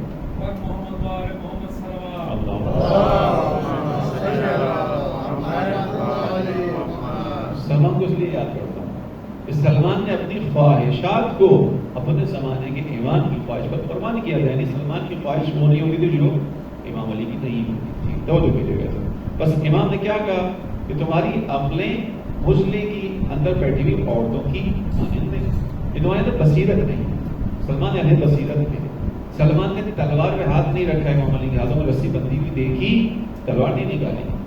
کیوں نہیں نکالی؟ علی علیہ السلام کے حکم کے منتظر. نگاہیں سلمان کی امام علی علیہ السلام کے اوپر تھی، اشارے کے منتظر تھے. اگر اشارہ ملتا تو تلوار پہ ہاتھ جاتا، لیکن اگر علی علیہ السلام نہیں چاہ رہے کہ اس وقت تلوار نکالی جائے تو سلمان اپنی مرضی سے تلوار نہیں نکالے. جبکہ کچھ افرادی کام کیا تھا. یہ سلمان کا 10واں درجہ ہے، یہ بصیرت ہے سلمان. واقعات بہت سارے ہیں لیکن پھر وقت ختم ہو جائے. اب جب یہاں تک پہنچی بات کہ تمہاری بصیرت نہیں ہے، تم سطحی طور پر فکر رکھتے ہو، تم تجزیہ اور تحلیل نہیں کرتے ہو. میں پھر عرض کر رہا ہوں، یہ ہم تاریخ کے چیپٹر کو پڑھ ضرور رہے ہیں، یعنی تاریخی خود میں تاریخ میں امام علی نے بیان کی، لیکن ہم اس کو اپنے لیے پڑھ رہے ہیں. ہمارے لیے پیغام ہے اس کے اندر کہ امام کس طرح کا جو ہے وہ مقتدی چاہتے ہیں، امام کی خواہش کیسے لوگ ہیں جو بصیرت رکھتے ہوں، جو تجزیہ اور تحلیل کر سکتے ہوں. عزیزان محترم، دوران غیبت کبریٰ اور خصوصاً یہ زمانہ جس میں ہم زندگی گزار رہے ہیں، پرفتن دور ہے، آزمائشوں کا دور ہے، جگہ جگہ انسانی فکر پر حملے کا دور ہے. اس کے اندر ہر انسان کو اپنے اندر تجزیہ تحلیل کی صلاحیت کو بیدار کرنا ہوگا. آپ کو خود سے پتہ ہونا ہوگا، آپ کو خود سے پتہ کرنا ہوگا کہ یہ پڑھنے والا پڑھ رہا ہے، یہ کیا پڑھ رہا ہے، یہ صحیح پڑھ رہا ہے نہیں پڑھ رہا ہے، جو پیغام آ رہا ہے یہ صحیح پیغام آ رہا ہے نہیں آ رہا. چاہے وہ پیغام عوامے سے آئے، چاہے وہ پیغام بغیر عوامے کے آئے، چاہے وہ کتاب کی صورت میں آئے، چاہے وہ صوت کی صورت میں آئے. یہ تجزیہ تحلیل فقط اسلامی اس میں بات نہیں کر رہا. آج کے دور میں جو سب سے زیادہ دجالی نظام ہے، وہ دجالی نظام پھیلا کس چیز کے ذریعے سے؟ اس وقت جو دجالی نظام کا سب سے بڑا ٹول ہے وہ کون سا ہے؟ میڈیا ہے. سب سے بڑا ٹول دجالی نظام کا میڈیا ہے. اس میڈیا کے اندر جو چیزیں آپ تک آ رہی ہیں اس کے اندر تجزیہ و تحلیل کی صلاحیت, اس کے اندر سے حقیقت کو سمجھنا, اس کے اندر سے حقیقت کو نکالنا, یہ بہت پرفتن دور ہے. میں آپ کے سامنے عرض کر رہا ہوں, یہ آزمائش ہے. اس بصیرت تک پہنچنا ہے, زمانے کے امام تک پہنچنے کا سفر آسان سفر نہیں ہے. اہل بصیرت پہنچیں گے امام تک جن کی صلاحیت ہوگی. امام کے بعض کام ایسے ہوں گے کہ جن کو دیکھ کر بہت سے لوگ امام کے ساتھ ہونے کے باوجود پیچھے ہٹ جائیں گے, کیونکہ بصیرت کی کمی ہوگی. بصیرت یعنی ہدایت تک پہنچنا. امام تلوار چلائیں گے, اب تلوار تعبیر ہے, نہیں معلوم ہے تلوار ہی ہوگی یا پھر جو ہے وہ ممکن ہے موجودہ اسلحہ ہو. بعض علماء نے ہمیشہ اس کو بیان کیا کہ ظاہر اسلام آگے بڑھتا ہے تو موجودہ زمانے کا ہی اسلحہ ہوگا, ٹیکنالوجی ہوگی. لیکن اس وقت ایک بحث دوبارہ پلٹی ہے کہ ممکن ہے کہ دوبارہ وہ دور آئے. وہ دور اس صورت میں نہیں کہ انسان اس دور میں چلا جائے گا. آپ نے اس چیز کو دیکھا ہوگا کہ ابھی ایک ٹیکنالوجی ہے کہ جس کے ذریعے سے آپ تمام جو ہیں وہ الیکٹرانکل اور الیکٹرانکس انسٹرومنٹس کو جام کر سکتے ہیں. ہائی پاور آئی تھنک اس کو کہا جاتا ہے. یہ ایک باقاعدہ ایک بحث ہے. یہ جو سیلاب آیا, جو اس سے پہلے زلزلہ آیا کشمیر کے اندر 2006 میں شاید 5 میں آیا تھا, جیولوجی کے بہت بڑے یہاں پہ ہمارے استاد ہیں, HOD اس وقت جیولوجی ڈپارٹمنٹ کے کراچی یونیورسٹی کے پروفیسر جمیل قاسمی صاحب, انہوں نے بھی اس بات کا اظہار کیا تھا اپنے ایک سیشن میں کہ یہ تھرو ہارٹ ہوا ہے, یعنی یہ آرٹیفیشلی کریٹ کیا گیا ہے. ٹیکنالوجی وہاں تک پہنچی, آپ کو پتہ ہے کہ اس وقت ہم آرٹیفیشلی اپنی مرضی کے موسم کو بنا سکتے ہیں. زمین کے اندر زلزلہ منعقد کیا جا سکتا ہے. ایک تو وہ لوگ پتا کر رہا ہے, ایک وہ ہے کہ انسان اپنی اس ٹیکنالوجی کے ذریعے سے کیا جا سکتا ہے. جو سونامی آیا اس کے اندر ایک بہت اسٹرانگ رائے بات افراد کی یہ ہے کہ آرٹیفیشلی ہے, یہ کیا گیا ہے, یہ تھا نہیں, یہ ہوا ہے. ادھر دنیا اس وقت ادھر پہنچی ہوئی ہے, ادھر آئی. ہمیں پہچان ہونی چاہیے. دجالی نظام اس کے اندر تجزیہ و تحلیل کی صلاحیت بہت ضروری ہے اس نظام کو پہچاننے کے لیے. اب جب انسان کے اندر تجزیہ و تحلیل کی صلاحیت نہیں ہوتی تو پھر امام علی جیسا امام کچھ کہتا ہے, وہ کیا فرما رہے ہیں, میں یہی چاہتا تھا کہ نہ تم کو دیکھتا, نہ تم سے میری کوئی جان پہچان, نہ میں تم کو دیکھتا نہ تم سے میری جان پہچان ہوتی. ایسی شناسائی جو ندامت کا سبب اور رنج و اندوہ کا باعث, یعنی تم سے آشنا ہو کر سوائے میرے رنج و اندوہ میں اضافے کے اور کچھ نہیں ہو. بے بصیرتی کتنا بڑا درد ہے ائمہ کا زیادہ. تم ساتھ جو میرے سادے دسترخوان کو معاویہ کے رنگین دسترخوان پر اہمیت دے رہے ہو, میرے پیچھے ہی نماز پڑھ رہے ہو, اتنا سمجھ رہے ہو, لیکن تمہارے دل بصیرت نہیں ہے. تم چھوٹی چھوٹی چیزوں کو نہیں سمجھ پا رہے ہو, سامنے رکھی ہوئی چیزوں کو نہیں دیکھ پا رہے ہو, بہک جاتے ہو, فریب میں آ جاتے ہو, دھوکہ کھا جاتے ہو. نتیجے میں کیا ہوتا ہے, امام علی کہتے ہیں کاش میں نے تمہیں نہ دیکھا ہوتا, کاش میری تمہاری آشنائی نہ ہوئی ہوتی. کیوں نہ ہوئی ہوتی؟ کیونکہ اس آشنائی کے سوائے رنج و اندوہ کے کسی اور چیز میں اضافہ نہیں کیا. یعنی میں سادہ دوسرے بات میں کہوں کہ تم سے ملنے کے بعد, تم سے ملاقات کے بعد میں خوش نہیں ہوں. خدا نہ کرے زمانے کے امام کا میرے لیے آج یہ جملہ, خدا نہ کرے ایسا کہ میں تمہیں دیکھ کر کہاں خوش ہوں گا. تمہارے اندر بھی بصیرت کی کمی ہے, تمہارے اندر بھی اطاعت کی کمی ہے, تمہارے اندر بھی وہ اطاعت کا جذبہ نہیں ہے. تو امام علی وہاں خوش نہیں تھے, کہیں ایسا نہ ہو امام زمانہ بھی کچھ اس طرح کی بات کریں. تو بہت سخت جملے ہیں, لیکن کیا کروں, امام علی نے بیان کیا تو سننا چاہیے. قاتلکم اللہ, دشمن کو نہیں کہہ رہے امام علی, قاتلکم اللہ, اللہ تمہیں موت دے, یعنی تمہارے شر سے مجھے نجات دے. قاتلکم اللہ, خدا تمہیں موت دے. تم نے میرے دل کو پیپ سے بھر دیا, میرے سینے کو غیظ و غضب سے چھلکا دیا. تم نے مجھے غم و حزن کے جرعے پہ کر پہ دلائے. یعنی تم جو میرے سامنے لے کر آئے ہو وہ سب حزن ہے, وہ تکلیف ہے. تم جو مجھے پیش کر رہے ہو فقط تکلیف ہی تکلیف ہے. نافرمانی کر کے, سنیے گا جملے کو, نافرمانی کر کے میری, کس کی میری, میری سے مراد کون, امام علی علیہ السلام, کائنات کی زینت, بعد رسول اس کائنات کی سب سے بڑی شخصیت. ایسا ہی ہے وہی شخصیت کہ جس کے بارے میں رسول اللہ نے کہا, علی تم ہر نبی کے ساتھ باطنی طور پر تھے, میرے ساتھ ظاہری طور پر ہو. ایک ایسی شخصیت جس کے بارے میں جبرائیل نے کہا کہ مجھے اس کائنات کے بندے سے ہزاروں سال پہلے جس شخص نے خدا کی تعریف کرنا سکھائی وہ امام علی علیہ السلام. روایت ہے مستند, ہمارے یہاں بھی اہل سنت کے یہاں بھی روایت کہ جبرائیل رسول اللہ کے سامنے آئے, پہلی زائنہ ملاقات تھی, اس کے اندر تذکرہ ہے, اس میں امام علی کی شخصیت کو ذکر کرتا کہ انہوں نے تو مجھے اس وقت سکھایا تھا کہ خدا کی ہم کیسے کرتے ہیں. ایک ایسی شخصیت کہ جو کائنات کا محور ہے, رسول اللہ کے بعد مرکز ہے کائنات کا, ولایت میں سید الاوصیاء, یہ تمام انبیاء کے اوصیاء میں جو سب سے پہلے نمبر پر ہے, وہ امام علی کہتے ہیں کہ تم نے میری تدبیر اور رائے کو تباہ کر دیا. کس وجہ سے؟ اطاعت نہ کرنے کی وجہ سے. میں تمہیں پلان دیتا ہوں, تم اس پلان پر عمل نہیں کرتے ہو. میں تمہارے لیے حکمت عملی بناتا ہوں, تم اس حکمت عملی پہ نہیں چلتے ہو. میں تمہارے لیے تدبیر کرتا ہوں, تم اس تدبیر کو برباد کرتے ہو. تم نے میری نافرمانی کر کے میری تدبیر اور رائے کو تباہ کر دیا. اب امام علی کا درد یہاں تک کہ قریش کے لوگ یہ کہنے لگے کہ علی ہے تو شجاع, لیکن علی کو جنگ کی حکمت عملی نہیں پتا. کس کے لیے جملہ مشہور ہوا؟ جس نے خود کہا کہ رسول اللہ نے مجھے علم کے 1000 باب سکھائے, میں نے ہر باب سے 1000 ابواب میں اضافہ کیا. ایسا ہی کس کے لیے جملہ مشہور ہوا؟ وہ عرب کے جاہل لوگ, قریش کے جاہل لوگ کہ جن کو جو شعور ملا وہ رسول اللہ سے ملا, وہ لوگ امام علی علیہ السلام کو تانا دینے لگے کہ علی شجاع ہیں, حکمت عملی بنانا نہیں آتی علی کو, جنگ کیسے کرنی علی کو نہیں پتا. یہ کیوں ہوا؟ کس وجہ سے؟ کہ تمہاری نافرمانی کی وجہ سے. تم نے اگر میری بات پر عمل کیا ہوتا تو مجھے یہ تانا سننے کو نہ ملتا. توجہ کیجیے گا, اللہ ان کا بھلا کرے کہ ہم میں سے کوئی ہے جو مجھ سے زیادہ جنگ کی جو ہے وہ مزابلت رکھنے والا, یعنی فہم و فراست رکھنے والا, اور میدان والوں میں مجھ سے پہلے کار نمایاں انجام دینے والا. میں تو ابھی 20 برس کا بھی نہیں ہوا تھا کہ میں نے تلوار لے کر ہاتھ میں کھڑا ہو گیا تھا, اور اب تو میری عمر 60 سال سے اوپر ہو چکی ہے. امام علی اپنے بیان کر رہے ہیں کہ دیکھو میرے بارے میں اس حال میں یہ بات کی جا رہی ہے کہ میں 20 برس سے بھی کم تھا, تو اس وقت سے میرا سروکار میدان جنگ کے ساتھ ہے. اس وقت یعنی جوانی کے عالم سے میں میدان جنگ میں ہوں, جنگ میں اترنے والا ہوں. تم سب گواہ ہو کہ جنگ میں اترنے والوں میں بھی میں پیچھے رہنے والوں میں سے نہیں ہوں, ہمیشہ آگے رہنے والوں میں سے تھا. جہاں کوئی نہیں جاتا تھا میں وہاں جاتا تھا, جو مار کر کسی سے سڑ نہیں پاتا تھا اس کو میں سر انجام دیا کرتا تھا. اس کے باوجود اب جب یہ باری آ گئی تمہاری نافرمانی کے سبب مجھے تانا مل رہا ہے کہ علی میدان شجاع, جنگ کے میدان میں شجاع ہیں, لڑنے والے جنگجو ہیں, حکمت عملی نہیں جانتے, تدبیر نہیں کرنا جانتے.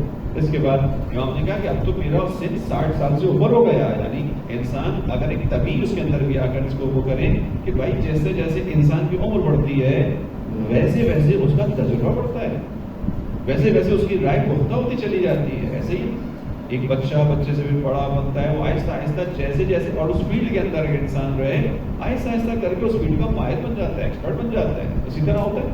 مثال کے طور پہ بہت ساری لوگوں پر ایک محسوس مثال دے تو ایک ٹیچر ہے, ایز اے ٹیچر اپوائنٹ ہوئی, اسی فیلڈ میں رہی, ٹیچنگ کرتی رہی, اپنے آپ کو امپروو کرتی رہی, ٹیچر کرتے کرتے کوآرڈینیٹر کر لیول, کوآرڈینیٹر کے بعد سیکشن کوآرڈینیٹر کر لیول, اس کے بعد ایک موقع آتا ہے وہ پرنسپل بن جاتی ہے اسی اسکول کی. کیوں ہوا یہ گریجولی سفر ہے, یہ چونکہ اس فیلڈ میں ہوں, اس فیلڈ سے میں نے مستقل ایک تجربہ حاصل کیا یہاں تک کہ میں جگہ پر پہنچ گئی کہ اب مجھے کیا کرنا ہے, یا پہنچ گیا ایک پروفیسر ٹیچر کہ اس کو پرنسپل بنا دیا گیا کہ تمہاری رائے چلے گی یہاں پہ. کیوں؟ تمہارے پیچھے 50 سال کا تجربہ ہے, تم نے پڑھایا بھی ہے, کام بھی لیا ہے, کوآرڈینیشن بھی کیا ہے, تمام چیزیں ہو جاتی ہیں. امام علی اسی کا اشارہ کر رہے ہیں کہ اگر ظاہری طور پر بھی دیکھ لیتے تو یہ جملہ میرے بارے میں صحیح نہیں ہے. میں 20 سال سے پہلے کا تھا جب میں نے تلوار اٹھائی تھی, مستقل جنگ میں لڑی ہے, اب میدان میں کودا ہوں, زخم کھا کے واپس آیا ہوں, کبھی زندہ بچ کر آنے کے لیے نہیں گیا, ہمیشہ جو اپنے آپ کو شہید کروانے کے لیے گیا ہوں.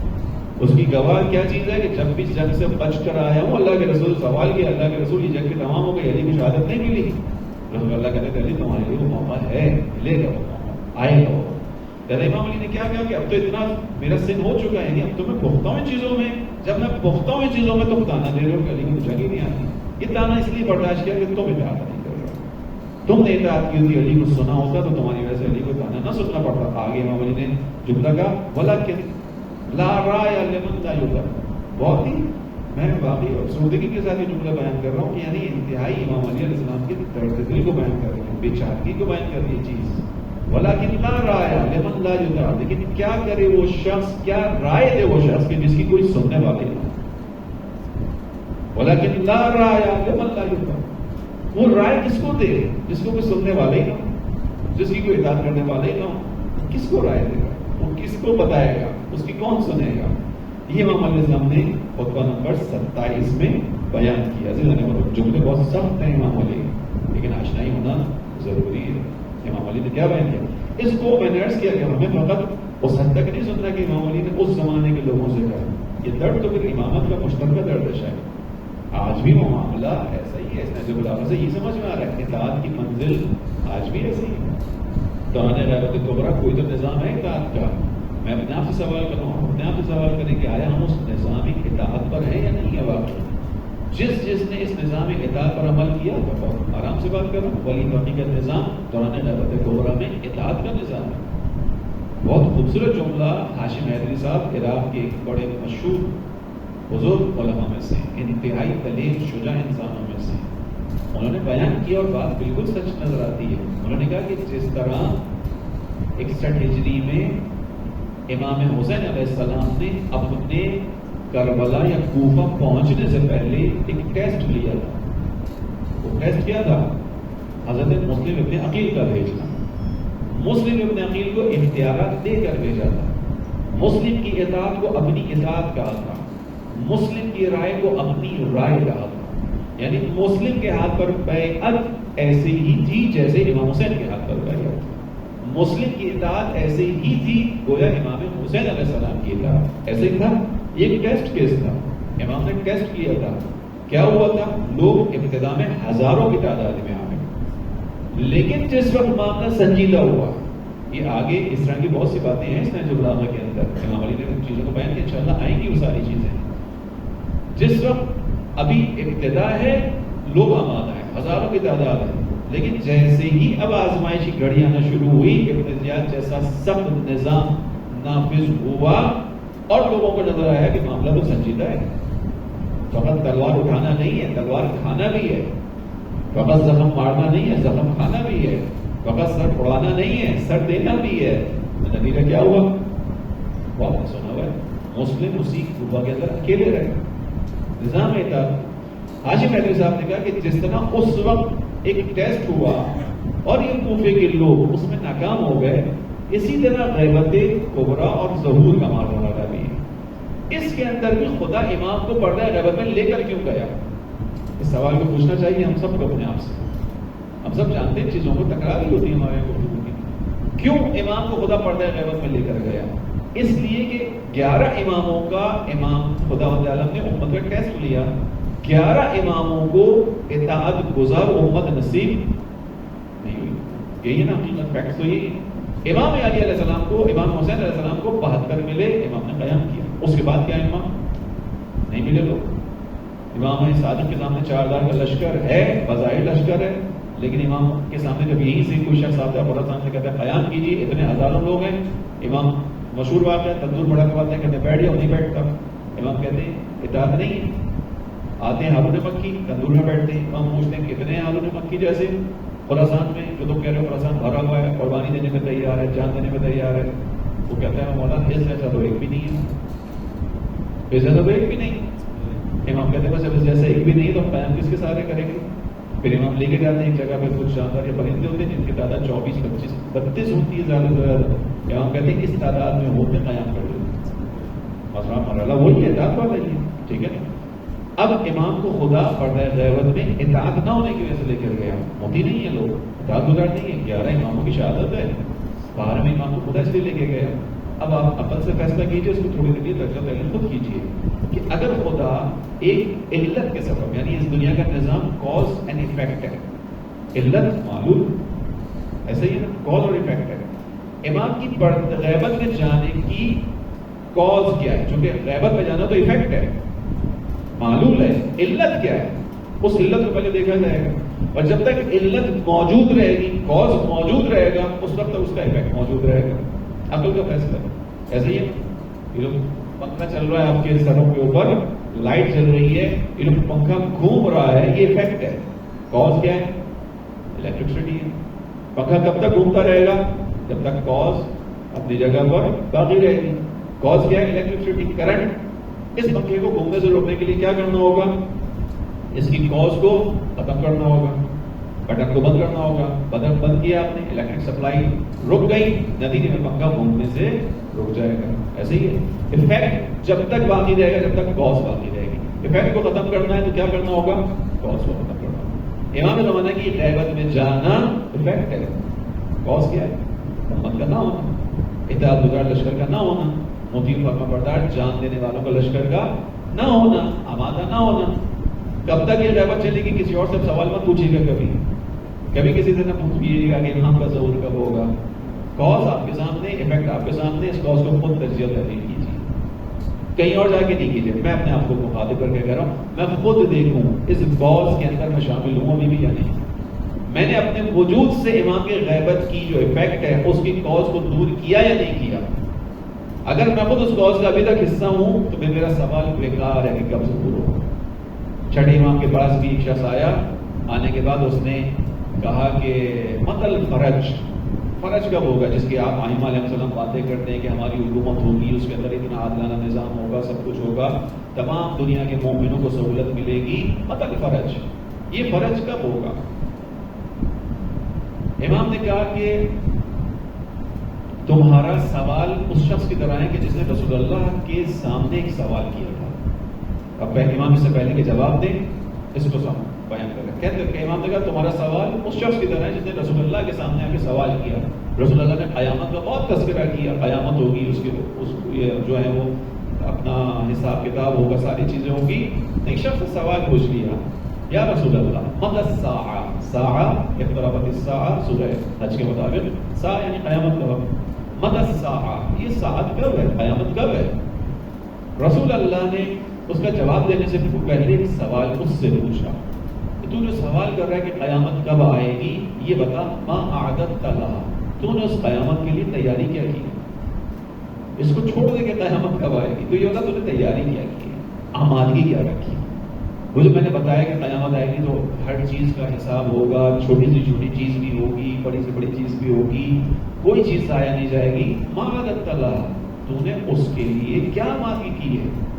اپنی آمادگی کو دیکھ، قیامت کو چھوڑ دے، وہ آ جائے گی.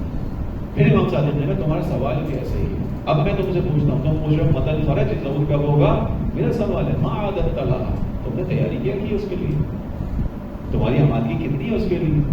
پھر امام نے کہا کہ تم یہ فرج کی جو بات کر رہے ہو اس شخص کو کہہ رہے ہو، یہ فقط اس لیے کہہ رہے ہو کہ تم اس فرج کے ذریعے سے بھی اپنی دنیا کو آباد کرنا چاہتے ہو، فقط ہدف تمہارا اتنا ہے. ماں عدد اللہ تم نے اس فرض کے لیے کیا آمادگی کی ہے؟ یعنی اپنے وجود کو زمانے کے امام کے لیے آمادہ کیا. تم جو فرض کی بات کرو تمہارا ہدف فقط دنیا کی ظاہری نعمتوں کا حصول ہے. تم نے سنا ہوا ہے کہ جب امام آئیں گے تو دنیا کے خزانے آشکار ہو جائیں گے. تم نے سنا ہوا ہے کہ جب امام آئیں گے تو امن و امنیت ہو جائے گا.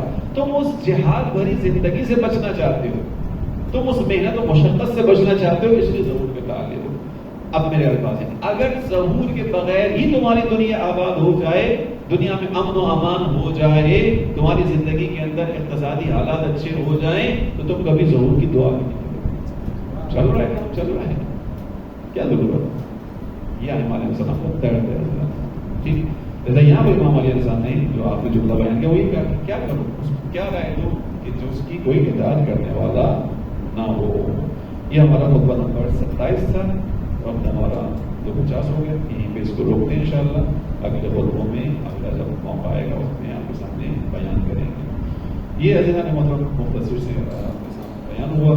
2 خطبوں کے ذریعے سے اب تک ہم نے سمجھا کہ امامت کا بس بنیادی جو مسئلہ رہا ہر دور میں اطاعت گزاروں کی کمی، لوگوں کا ائمہ علیہ السلام کو پسند کرنا اور دوسروں پر ائمہ علیہ السلام کی فضیلت کو سمجھنا کبھی بھی مسئلہ نہیں رہا، کبھی بھی مسئلہ نہیں رہا. کبھی بھی ایسا نہیں ہوا کہ ائمہ علیہ السلام کے اوپر کسی اور کو فضیلت دی گئی. آج کے دور میں ہو رہا ہے، آج کے دور میں بعض لوگ یہ کام کر رہے ہیں، لیکن شاید اس ادوار میں جہاں ائمہ علیہ السلام موجود تھے ایسا نہیں تھا. لوگ ائمہ علیہ السلام کو بعنوان فرزند رسول، بعنوان صاحب فضیلت قبول کرتے تھے. کبھی تاریخ میں آپ نے نہیں پڑھا ہوگا کہ کسی نے مدینے کے اندر علمی دنیا کے اندر امام علی کے اوپر کسی کو ترجیح دینے کی کوشش کی. سب جانتے تھے کہ علم کی جو فضیلت کا معیار ہے وہ علی نے لکھا. کبھی آپ کو تاریخ میں نہیں ملے گا کہ شجاعت کے اندر کسی نے کبھی بھی امام علی کے اوپر کسی کی فضیلت کی. وہ تاریخ کا ایک چھوٹا سا ورق بھی نہیں ہے ایسا. کسی نے کبھی جو ہے وہ سخاوت کے اندر امام علی علیہ السلام کے اوپر کسی اور کو فضیلت کی کہا کہ نہیں وہ زیادہ سخی ہے, نہیں کبھی نہیں. حتیٰ اس کا اعتراف تو معاویہ نے کیا, لیکن اصل تو خصوصیت یہ کہ دشمن آپ کی صلاحیت کا اعتراف کرے تب بات بنتی ہے. معاویہ کے پاس ایک شخص آیا, آنے کے بعد اس نے معاویہ نے اس سے پوچھا کہ کہاں سے آ رہے ہو؟ اس نے کہا دنیا کی کنجوس انسان کے پاس سے آ رہا ہوں. اس شخص نے امام علی کی کنجوس انسان کے پاس سے آیا. کیوں کنجوس انسان کا؟ اس لیے کہ امام علی جو حق تھا وہ دیا کرتے تھے. عقیل کا بات ہے آپ سب کے ذہن میں, ایک مٹھی گندم یعنی چند مٹھی گندم مانگنے آئے تھے. عقیل عہدہ مانگنے نہیں آئے تھے, پیسہ مانگنے نہیں آئے تھے, دولت مانگنے نہیں آئے تھے. فقط گندم تھوڑی سی چاہیے تھی جو بوریوں کے اندر بھری ہوئی تھی, بیت المال میں رکھی ہوئی تھی. امام علی نے اس کے اوپر شدید عکس العمل دکھایا تھا. آنکھ میں اندر صداقت کو دبایا, مسلم کی عقیل کی آنکھ کے سامنے لے گئے اور عقیل کر کے پیچھے ہٹے. آپ مجھے جلانا چاہتے ہیں؟ امام نے کہا تم اپنے اس ادعا کے ذریعے سے, اپنے اس خواہش کے ذریعے سے مجھے جہنم میں دھکیلنا چاہتے ہو. یہ امام علی علیہ السلام اتنا خیال رکھنے والے. اس شخص نے کہا کہ کنجوس انسان کے پاس سے آ رہا ہوں. معاویہ نے کہا تم نے صحیح لفظ استعمال نہیں کیا علی کے بارے میں. علی سے زیادہ سخی دنیا میں ہے کون؟ میں جانا جس علی کو جانتا ہوں, اگر اس کے پاس 2 برابر کے کمرے ہوں, ایک کمرے میں سونا اور جواہرات بھرے ہوں اور ایک میں گھاس پھوس پڑی ہو, علی وہ ہیں کہ جو سونا اور جواہرات کے کمروں کو راہ خدا میں پہلے انفاق کریں گے. یعنی حریص انسان کیا کرے گا؟ سونا جواہرات کو بچا کے رکھے گا, گھاس پھوس اور بیکار چیزوں کو دے گا. وہ کہتا نہیں, علی وہ ہیں کہ جو سونا جواہرات والے انبار کو پہلے قربان, پہلے اللہ کے نام میں خرچ کریں گے, بعد میں گھاس پھوس کی طرف آئیں گے. ایسے شخص کو تم کہتے ہو. خلاصہ یہ کہ ائمہ علیہ السلام کی فضیلتوں کے سب معترف تھے. حتیٰ دشمن مانتا تھا. وہ میں نے آپ کے سامنے بیان کیا کہ اس کو معلوم تھا کہ علی نے اگر پانی کے گھاٹ پر قبضہ کیا ہے تو پانی کبھی بھی بند نہیں ہوگا. جانتا تھا کہ فضیلت ہے ائمہ علیہ السلام کی. اس کے باوجود جو مرحلہ آیا وہ کہاں آیا؟ وہ مرحلہ ائمہ علیہ السلام کی حکومت, امامت کا, ولایت کا مسئلہ آیا اور اطاعت کا مسئلہ آیا. ان کے ساتھ رہتے ہوئے ان اصولوں پہ زندگی نہیں گزر پائے گی جس پہ یہ گزروانا چاہتے ہیں. یہ جو سادہ سادہ دین ہے اس پہ نہیں چل پائے گا. نتیجے میں لوگ ائمہ سے دور ہوتے چلے گئے. کیسے مطلب زمانے کے امام کے آنے سے پہلے ہم سب کو انہی چیزوں کے مطابق اپنی آمادگی کرنی ہے, اور اس ابہام سے بھی باہر آنا چاہیے کہ ہمیں آمادگی فقط اس دور کے لیے کرنی ہے کہ جب امام آئیں گے.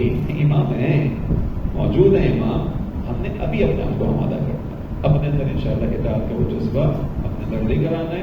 جو بات رہ گئی تھی ولی فقی والی کہ اس دور کے اندر نظام یہ ہاشم علی صاحب نے کہا کہ اس دور کے اندر یہ نظام خدا نے, چونکہ وہ علت موجود ہے, وہ علت کیا ہے؟ موتی لشکر کا نہ ہونا, لوگوں کا اطاعت پر نہ آنا. نتیجے میں امام کو خدا پردہ غیبت پہ لے گیا کہ کاز جب تک باقی ہے افیکٹ رہے گا, اس کاز کو ختم کرو. پھر اس میں انہوں نے کہا کہ آج کے اس دور کے اندر الحمدللہ ابھی آہستہ آہستہ یہ علت ختم ہوتی جا رہی ہے. کیسے ختم ہوتی جا رہی ہے؟ پہلے لوگ امام معصوم کے ساتھ کھڑے ہونے پہ تیار نہیں تھے. دوران غیبت کبریٰ مخصوصاً یہ ٹائم ہمارا اور آپ کا چل رہا ہے جس میں ہم سب نے آنکھوں سے دیکھا لوگ مجتہدین کے ساتھ چلنے پر آمادہ. مائیں اپنے بچوں کو مجتہدین کے حکم پر قربان کرنے پر آمادہ ہو گئی ہیں. تو اب انہوں نے داعش کا خاتمہ 3 سال کے اندر ہو گیا. اس پر وہ کہتے ہیں کہ اب یہ وہ ٹائم ہے, کاز آہستہ آہستہ ختم ہوتی جا رہی ہے. جب کاز ختم ہوگی افیکٹ خود بخود ختم ہو جائے گا. یعنی کہ انشاءاللہ ہم کو ضرور نزدیک ہوگا. خدا مجھے اور آپ کو اس دور تک پہنچنے کی سعادت عنایت فرمائے. خدا مجھے اور آپ کو اس دین پر انشاءاللہ عمل کرنے کی توفیق عنایت فرمائے. درود پڑھیں محمد علیہ.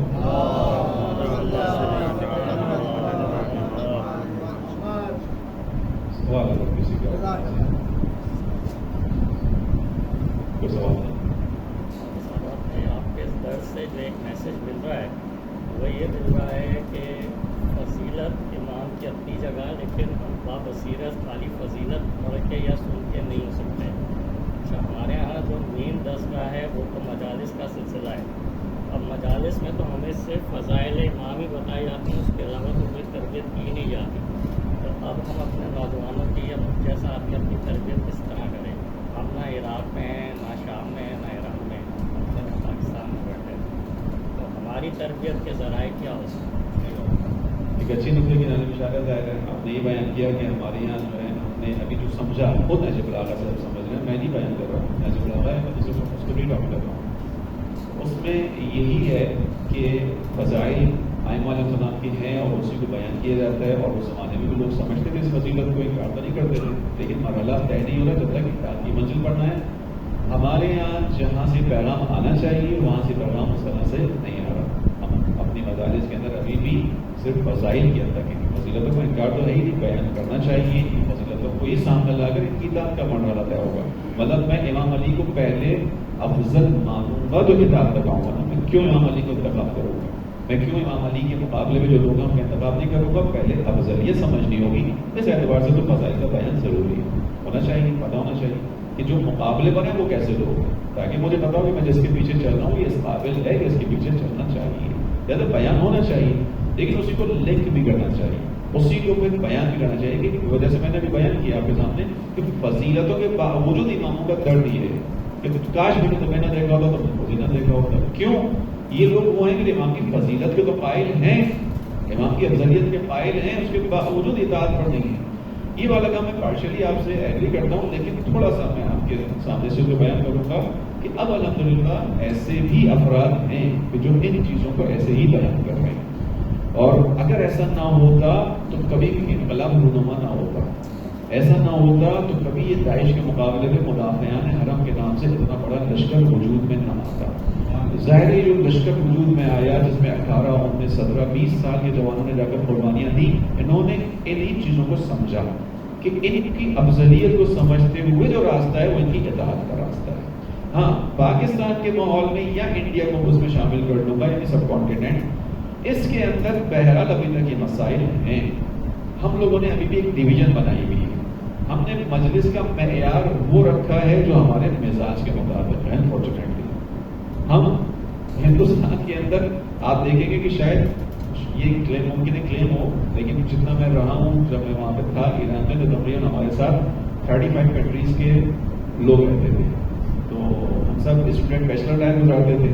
35 کنٹریز کے مختلف اسٹوڈنٹس کچن میں ایک ساتھ جمع ہو جاتے تھے کہ ان لوگوں کو اپنے کھانے بنانے ہوتے تھے. تو آپ یقین کریں 35 کنٹریز کے اندر جو سب سے زیادہ پرتکلف کھانے دیکھے وہ ہمارے پاکستانی، ہندوستانی اور کشمیریوں کے ہوتے تھے. بعض دفعہ ایک لبنانی لڑکے نے مجھ سے کہا صحیح ہے تم لوگ 1.5 گھنٹہ کھانا بنانے پہ لگاتے ہو، 1.5 گھنٹہ پیاز تلو گے، کاٹو گے، اسے تلو گے، سرخ کرو گے، پھر اس میں مرچا ڈالو گے، پھر اس میں ٹماٹر ڈالو گے، پھر اس کے اندر چیزیں ڈالو گے. آپ یقین کریں وہ لڑکے آتے تھے 10 سے 15 منٹ کے اندر اپنا کھانا گرم پکا کر باہر چلے جاتے تھے. ٹھیک ہے، پرتکلف یہ بات کیوں کی ہے؟ اس لیے کہ ہم لوگ ذائقے کے طلبگار ہیں، ہم لوگ ذائقے کے طلبگار ہیں، ہمیں ذائقہ چاہیے. اسی ذائقے کے نتیجے میں ہم اپنی جو کھانوں کی پراپرٹیز ہوتی ہیں، خصوصیات ہوتی ہیں، انہیں بھی برباد کر دیتے ہیں. ایسے ہی سبزی لے کر آتے ہیں، اتنا چلاتے ہیں اس کو کہ اس کا جو اثر ہوتا ہے وہ ختم ہو چکا ہو. گوشت کو اتنا پکا لیتے ہیں کہ وہ کالا ہو جاتا ہے. ٹھیک ہے، اس کی پراپرٹیز ختم ہو گئی نا، جو ملنا تھا وہ بھی نہیں ملتا. ذائقہ چاہیے. یہ چیز فقط زبان کا ذائقہ کھانے کا نہیں ہے. انفارچونیٹلی ہماری فکری مجالس اور نشستوں کا بھی یہی معاملہ ہے کہ ہم فقط ذائقے کی طرف جا رہے ہیں. ہمیں فقط چاشنی چاہیے، ہمیں فقط ایسی چیز چاہیے جس سے ہمیں لطف آ جائے. یہ ہے سب کانٹیننٹ کے اندر یہ چیز ہے. لیکن بہرحال اس پر الحمدللہ کام ہوا. بہت سارے افراد، بہت سارے علماء، بہت سارے ممبر اب ان چیزوں کو اس سے بیان کر رہا. تبدیلی ہے یہاں پر ہے الحمدللہ. اس کے ساتھ جو دوسری چیز ہے وہ یہ کہ فرض کیجیے تمام چیزیں میسر نہ ہوں، نہیں پڑھ رہا، ہمارے یہاں کوئی نہیں پڑھ رہا، ہمارے یہاں کوئی عالم بات نہیں کر رہا، کوئی ممبر بیان نہیں کر رہا، لیکن اس کے باوجود جو مجھے قیامت کے دن اٹھایا جائے گا وہ انڈیویجول کیپیسٹی میں اٹھایا جائے گا. سوال جواب مجھ سے انڈیویجولی ہوگا. حتیٰ میرے ماں باپ میرے ساتھ نہیں کھڑے ہوں گے. ایسے ہی نا، میرے ماں باپ میرے ساتھ نہیں کھڑے ہوں گے. تو جب مجھے یہ معلوم ہے تو پھر مجھے اپنی سیلف گرومنگ پر خود کام کرنا ہوگا. بالکل اسی طرح کہ جیسے میں اپنی پروفیشنل لائف کے اندر کرتا ہوں. وہاں پر بھی کوئی چرتھا آ کر مجھے نہیں کہتا کہ تمہیں اپنی پروفیشنل اسکلس کو اس طرح ڈیولپ کرنا چاہیے. میں اپنی زندگی کے ٹارگیٹ کو خود سیٹ کرتا ہوں اور اس کے مطابق جہاں پہ مجھے نظر آتا ہے کہ مجھے اس ٹارگیٹ تک پہنچنے کے لیے یہ اپنے اندر اسکلس کو ڈیولپ کرنا میں کرتا ہوں، اس چیز کو جا کے ٹارگیٹ حاصل کر لیتا ہوں. دین کے معاملے میں بھی ایسا ہونا چاہیے. وہی میں نے کہا بصیرت، یعنی انسان کو بصیرت یعنی ذمہ داری انسان کی. مجھے یہ سمجھ میں آنا چاہیے کہ یہ دین ہے جس کی خدا نے انبیاء کو بھیجا، ائمہ علیہ السلام ہے، ان کی تعلیمات کیا کہہ رہی ہیں. غلط کوئی نہ پڑھانے والا الحمدللہ نہج البلاغہ چھپی ہوئی اردو زبان میں، انگلش زبان میں دنیا کی 50 سے زیادہ زبانوں کے تک موجود ہے. کوئی نہیں سکھا رہا، تم خود سیکھنا شروع کرو. یہاں پر آقا بہجت کا آپ نے جملہ نقل کر کے آپ کی زحمت تمام کروں گا. آقا بہجت مرحوم سے جب بھی کوئی پوچھتا تھا کہ آقا نصیحت کریں، ہدایت کا راستہ بتائیں، کس طرح سے اس راستے پر عمل کیا جائے، کیسے آگے پہنچا جائے، آقا بہجت ایک جملہ کہتے تھے کہ جتنا جانتے ہو اس پر عمل کرو، پھر جو تم نہیں جانتے ہوگے خدا تمہیں سکھا دے گا. یہ اصول ہے، جتنا جانتے ہو اس پہ عمل کرو، جو نہیں جانتے ہو کہ خدا وہ سکھا دے گا. پوچھنے والے نے پوچھ لیا خدا کیسے سکھائے گا، انہوں نے کہا خدا کے اوپر چھوڑو، خدا اگر چاہے گا تو در اور دیوار کو استاد بنا دے گا. یہ آقا بہجت کی جملہ، یہ اس شخص نے جو اس راستے کو طے کیا ہوا راستہ کہ خدا پہ چھوڑ دو، تم جتنا جانتے ہو اس پہ عمل کرو، اور تمہاری جو کہ سچائی ہوگی، دل کی سچائی خدا کے سامنے ہوگی کہ تمہارا طلب ہے، تڑپ ہے. خدا کے نظام میں راستے رکتے نہیں، خدا کا نظام ڈیڈ اینڈ والا نہیں ہے. خدا بند راستوں کو کھولنا جانتا ہے. اس کی مختصر سی مثال، حضرت موسیٰ اپنے لشکر کو لے کر نکلے، آگے دریا نیل ہے، پیچھے فرعون کا لشکر ہے. یہ لوگ اخلاص کے ساتھ نبی کی اطاعت میں نکلے، بظاہر دونوں طرف ڈیڈ اینڈ ہے، پیچھے پلٹنے کا راستہ بند، چونکہ فرعون کا لشکر آمادہ مجہز کھڑا ہوا ہے، تلواریں ہاتھوں میں، سب پھسل اڑ رہے ہیں. آگے جائیں تو سب کو تیرنا نہیں آتا، دریا ہے، دریا کی سہم کی موجیں، ڈیڈ اینڈ ہے. لیکن چونکہ اخلاص کے ساتھ نکلے، اپنی توانائی میں جو تھا، اطاعت معصوم میں، اطاعت نبی کے اندر، اطاعت ولی کے اندر، اس کو اپنی توانائی کے مطابق انجام دیا. خدا نے اگلے ڈیڈ اینڈ کو کھول دیا.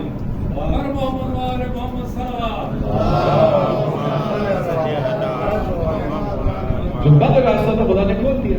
دریا کا راستہ، دریا کے اندر خشکی اگاڑنا، اس میں سے گزارنا کسی کے اختیار میں نہیں تھا، حضرت موسیٰ کے علم میں بھی نہیں تھا. فقط اپنا کام انجام دیا. خدا نے کہا یہ ڈیڈ اینڈ نہ کھولو، تم آؤ، تم بند نہ سمجھو. یہی آقا بہجت کی بات ہے کہ جو جانتے اس پہ عمل کرو، خدا خود جانتا ہے کیسے کرنا ہے. خدا چاہے گا تو دیوار کو استاد بنا. درود پڑھی